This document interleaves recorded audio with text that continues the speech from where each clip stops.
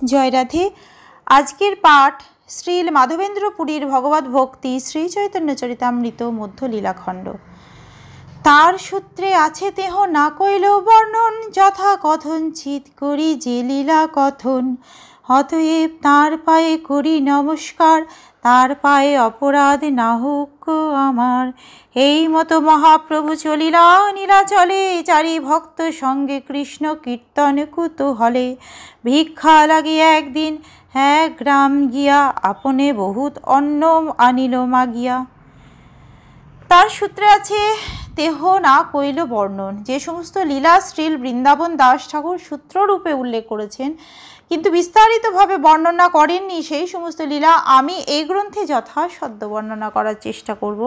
অতএব আমি শ্রীল বৃন্দাবন দাস ঠাকুরের শ্রীপাদপদ্মে আমার সশ্রদ্ধ প্রণতি নিবেদন করি, যাতে তার শ্রীপাদপদ্মে আমার কোনো অপরাধ না হয়। শ্রীচৈতন্য মহাপ্রভু তার চারজন ভক্তকে সঙ্গে নিয়ে নীলাচলের দিকে যাত্রা করলেন এবং তিনি তখন তীব্র আকুলতা সহকারে কৃষ্ণ নাম কীর্তন করেছিলেন। শ্রীচৈতন্য মহাপ্রভু একদিন এক গ্রামে গিয়ে স্বয়ং ভিক্ষা করে ভগবানকে ভোগ নিবেদন করার জন্য বহু অন্ন নিয়ে এলেন। পথে বড় বড় দানি বিঘ্ন নাহি করে, তা সবারে কৃপা করি আইলা রেমু পারে। রেমুনাতে গোপীনাথ পরম মোহন, ভক্তি করি কইল প্রভু তাঁর দর্শন। তার পাদ পদ্ম নিকট প্রণাম করিতে, তার পুষ্প চূড়া পড়িল প্রভুর মাথাতে। পথে বহু নদী ছিল এবং সে সকল নদীর পাড়ে দানি শুল্ক আদায়কারী ছিল। তারা মহাপ্রভুকে কোনো রকম বাধা প্রদান করেননি। মহাপ্রভু তাদের সকলকে কৃপা করেছিলেন ও অবশেষে তিনি রেমুনা গ্রামে এসে উপস্থিত হলেন। বালেশ্বর স্টেশনের 5 মাইল পশ্চিমে রেমুনা গ্রাম অবস্থিত।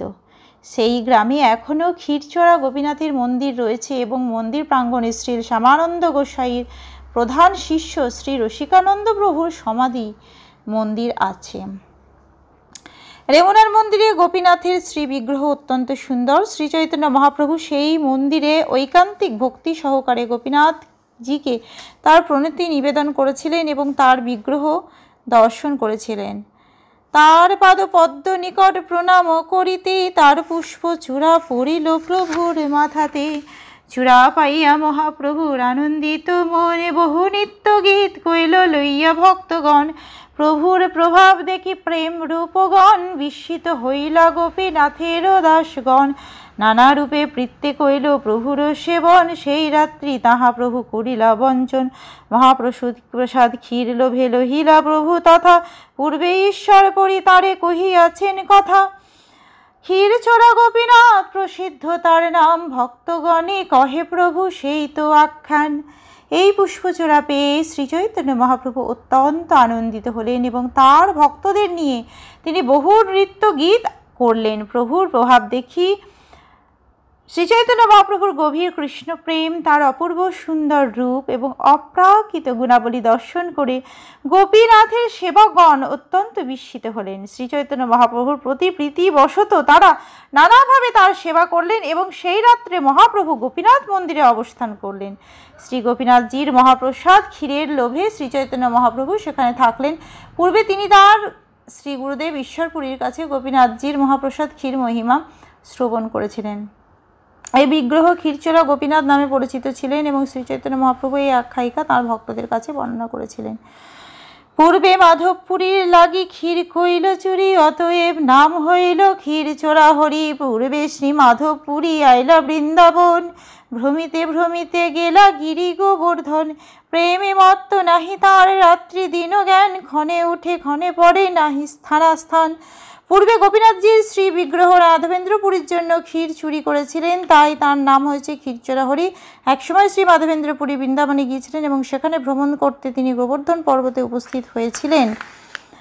শ্রী মাধবেন্দ্রপুরী ভগবত প্রেমে উন্মত্ত ছিলেন, তাই তার রাত্রি দিন জ্ঞান ছিল না। কখনো তিনি উঠে দাঁড়াচ্ছিলেন এবং কখনো তিনি ভূপতিত হচ্ছিলেন, কেননা গভীর ভগবত প্রেম হেতু তার স্থানাস্থান জ্ঞান ছিল না। আজকের পাঠ এই অবধি।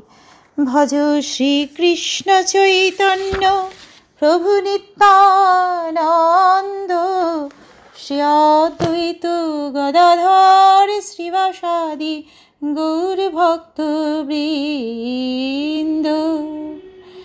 হরে কৃষ্ণ কৃষ্ণ কৃষ্ণ হরে হরে, হরে রাম